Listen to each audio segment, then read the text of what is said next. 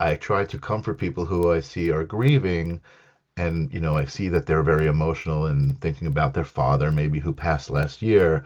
And I said, those thoughts that you have, that feeling is him, right? Like that's him, Mhm. and try to like hold that, right, and be happy, like, oh my God, he's here with you in that thought. And Yeah. that's really how I see it, and it's, again, not necessarily practicing myself as a psychic, but understanding that we all have the ability to sense these things.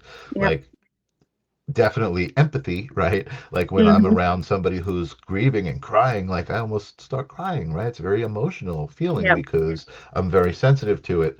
And so, kind of being able to convey that, like, oh, and feel it, right? Like in there crying, like, oh my God, your dad, you're thinking about him, you're talking about him to me, telling me how sad you are.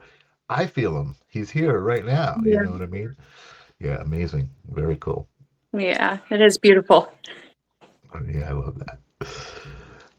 Awesome. So you were also saying earlier, when I said it's it connects to the idea of exercising that muscle. You said, it was what you said that made me think of that. Oh, it was, you said it's not always this big moment, right? Yeah. It's like it's sometimes something very, very subtle, and I think Hmm. that's where I think that training comes in, right? Like being like, oh, Yep. wait a second, I'm not waiting for a big, like, it's a blue thing or this or that, but like Hmm. I'm waiting for something that will mean that to me, and I've got to kind of exercise how to tune into that, right? Yes. Just a lot of trust and just letting go and surrendering, Hmm. Hmm. which is usually the hard part. Yeah, no, listen, and I agree, and maybe that's why I don't practice, right? Because I'm just like, you know what? I'm not ready to trust in that way or whatever. You know what I mean? I certainly have my own relationship with all of it, right? And I feel Yeah. like I'm comfortable with my relationship with energy and different realms, and it's super interesting. Like I love psychic mediumship.